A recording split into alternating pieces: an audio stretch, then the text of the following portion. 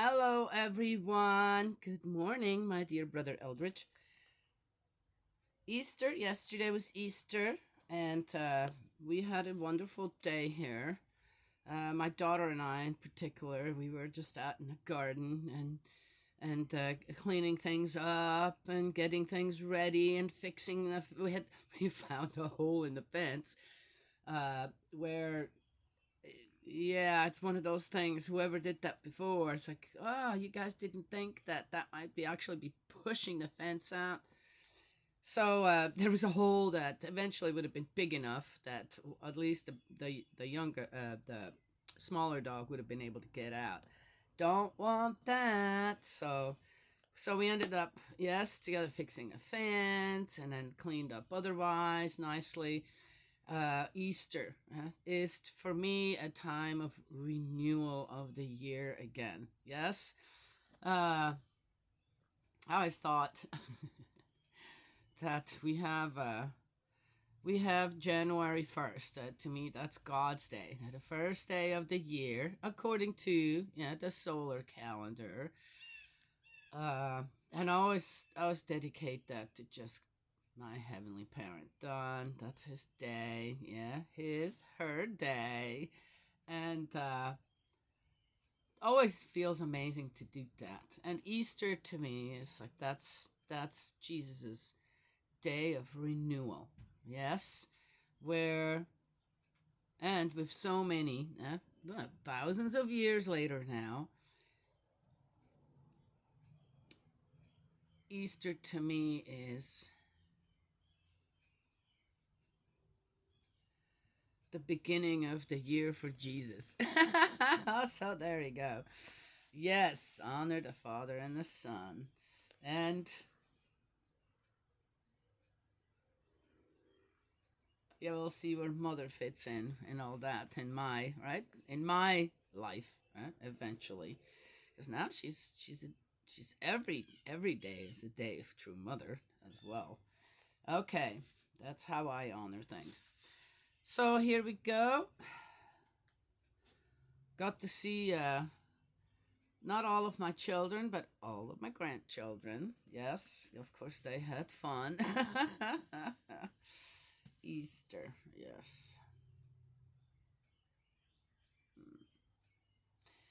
One would think it's been like this for years now. On Easter, you go to family gatherings and you eat and you have a lazy day per se. For me, it's been for many years at work. I'll be working. It would be a working day for me, but a fun working day. As I said, getting things ready around you for spring and summer and fall, and then comes the calm time again, the resting time. And it was amazing. The temperature was just up in the 80s. It was so warm. That's great. I was walking barefoot around again. Oh, I love walking barefoot.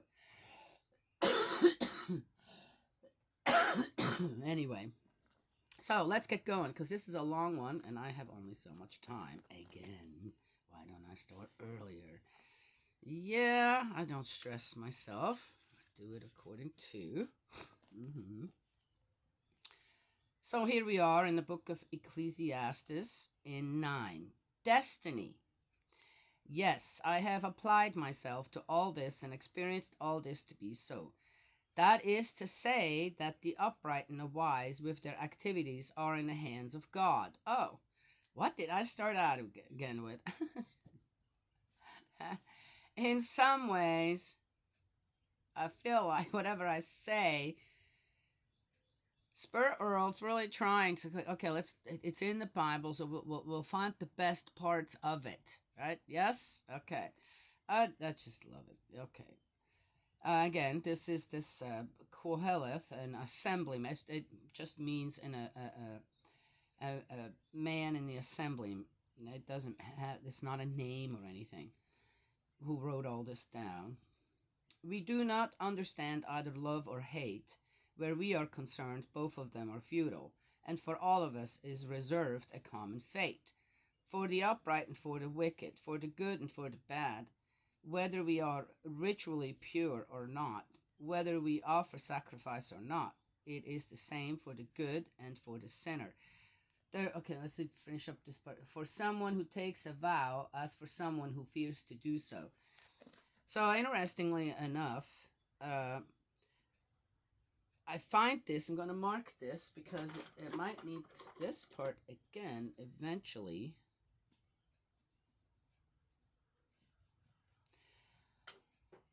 What does it sound like? Well, we know, and Easter's just passed.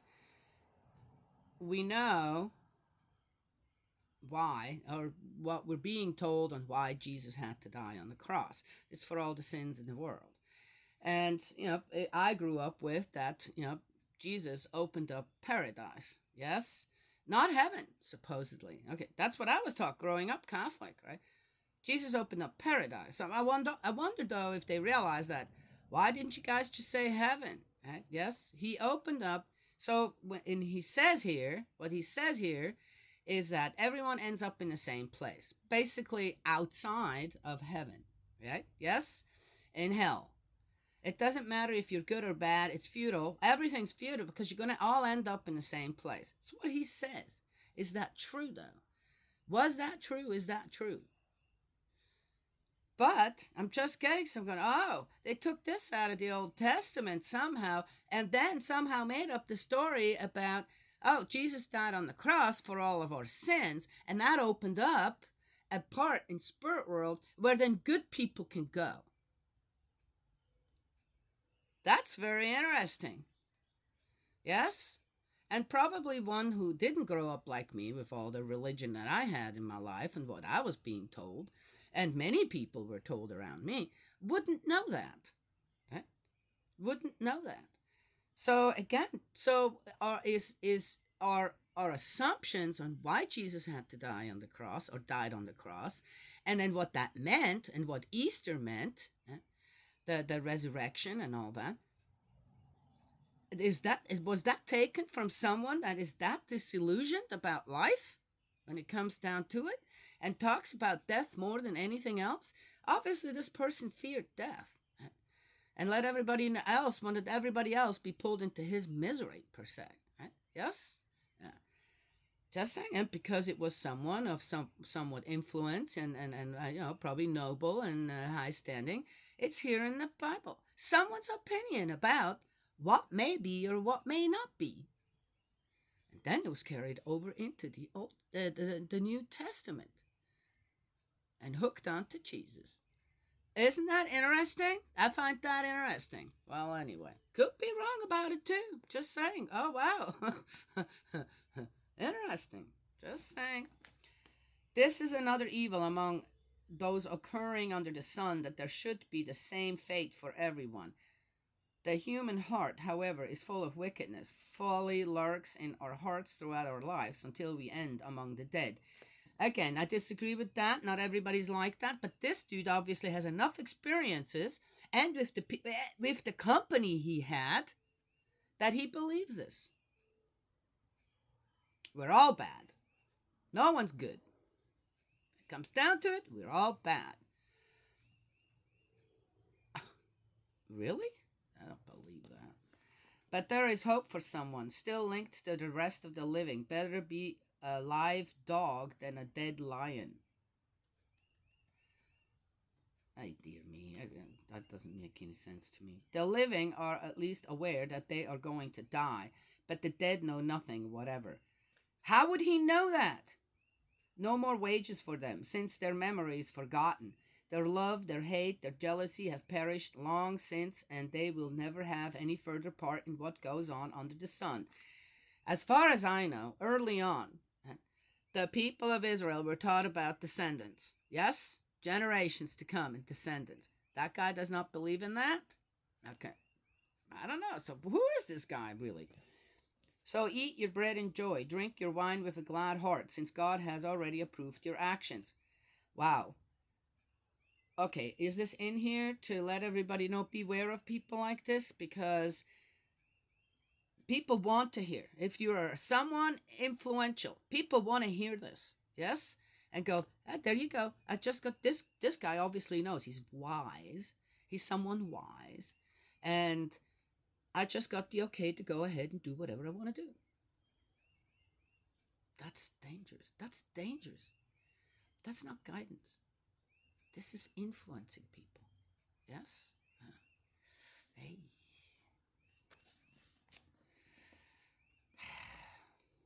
God has already approved your actions. How would this guy know that? At all times, dress in white and keep your head well scented. Spend your life with the woman you love. He just said we don't know love or hate, so it's futile. Now he's changed it. Right? All the days of futile life. God gives you under the sun throughout your futile days, since this is your lot in life, and in the effort you expend under the sun. Whatever work you find to do, do it with all your might, for there is neither achievement, nor planning, nor science, nor wisdom in show where you are going.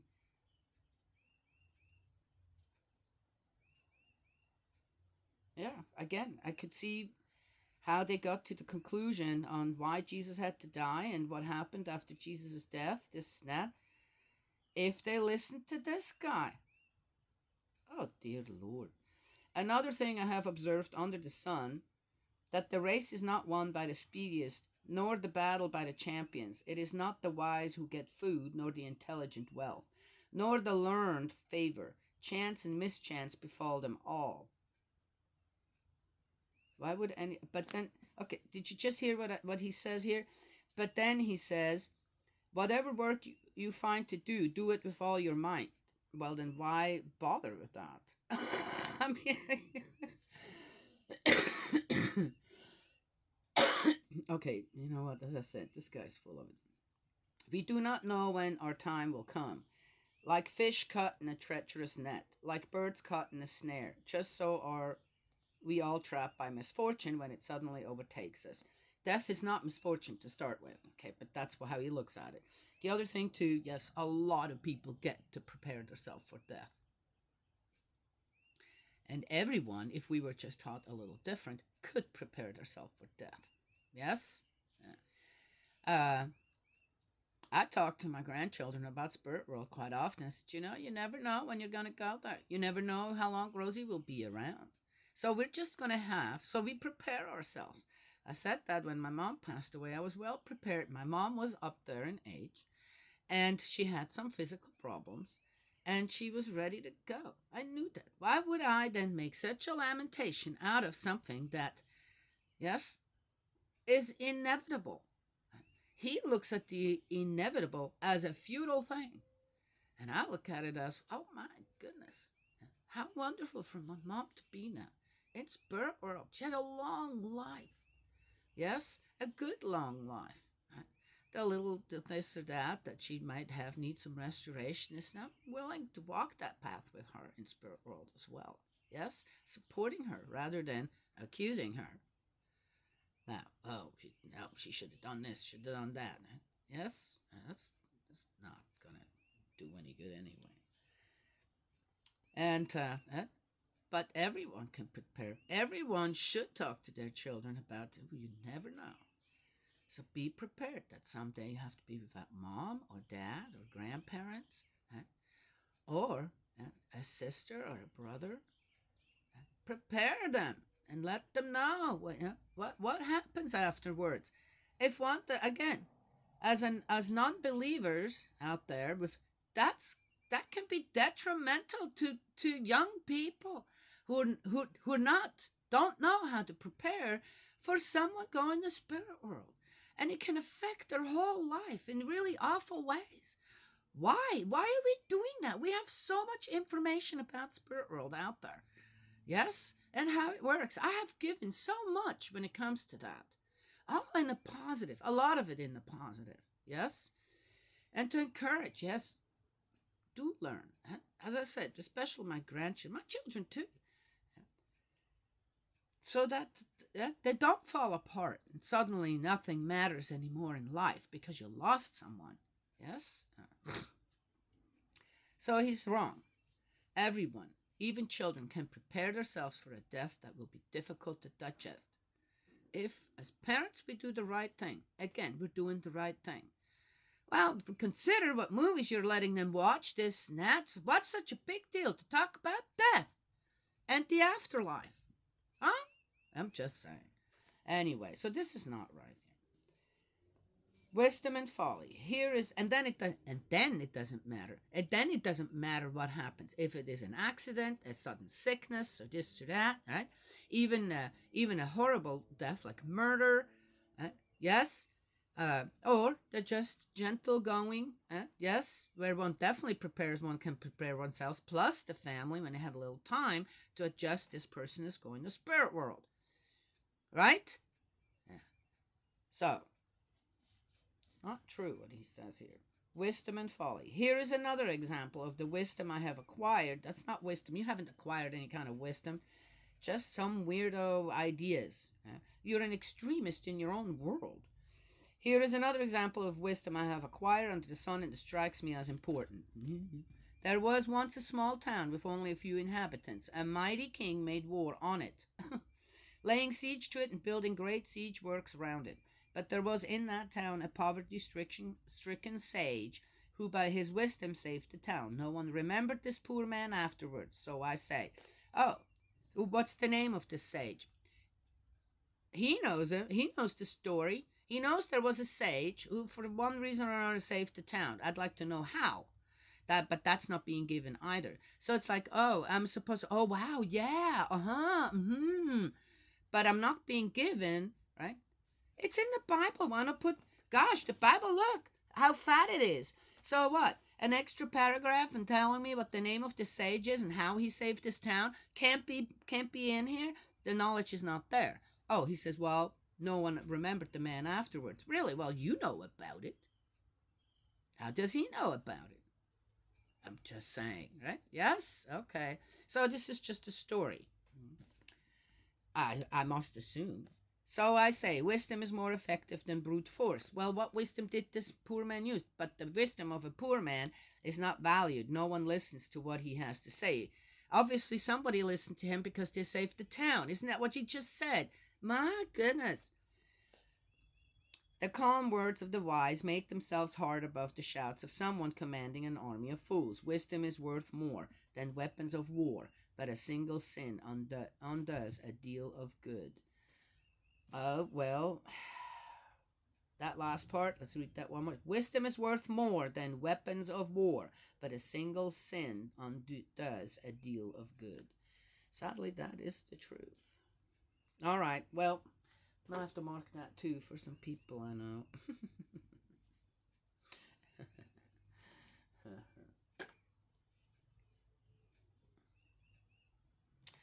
I'm going to finish this up. This is the end of 9. I saw a post in a group, and it's some person again. Oh my gosh, maybe it's an AI because some of the the response to comments is a bit odd. Like he or she is selling something and nobody knows who it is. They have seems like a fake account or just an incognito account. Well, that would mean it wouldn't be there. Okay. And not the posts are not. They're just degrading, and why does one even pay attention to that? And then he brought in a child. Yes. And I couldn't help myself. I had to go in and say, first of all, do you know how this child was conceived and died? You're asking, do we know who that is? Of course we know who that is. And now you're bringing children into this in your vendetta. That to me, this is like a last ditch effort of people to become to pull children into anything when they've never. This boy was 14 when he died, and he's in spirit world. Yes, well, I had a wonderful experience with true parents in a vision where we became this boy's adoptive parents, adoptive family. Yes, he's in spirit world, but yes, yeah. Anyway, so I had to say something, right? Yes, yeah, no, this sounds all weird to people. This is just me, my family, and so I had to say something because to pull children into one's vendettas and make use of them is abusing them and never right.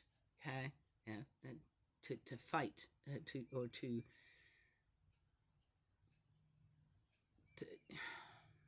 to have these feuds and using children, pulling children into it because you can't do it any other way. The knowledge isn't there. The knowledge isn't there. The heart's not there. That's what people do then. To sell something as well, to pull children into that is wrong. I'm sorry. To and to, with the misery of children to pull at other people's heartstrings, this and that, and use children for that. That's wrong as well. I do not believe in that, and I never will believe in that, and I will not listen to that either. We're adults. We do adult. We work with. We should be able to handle things with adults, not use children, because that's the worst. That is one of the worst things to do. I'm just saying. You know what? I don't get that. Well, in any case, I've got to go. I'll leave you with this. Yes. Okay. May, Heavenly Parent, and if you see something, just go. It doesn't take that. Don't pull children into your vendetta. It's wrong. It is wrong. There's no more explanation needed. It is wrong. And then we're doing something good. Yes? Yeah. May, Heavenly Parent, bless, protect you, guide you, embrace you with love, and I will talk to you all. Eldridge, have a wonderful day. Your sissy loves you. And I will talk to you all another time. Oh, which one is the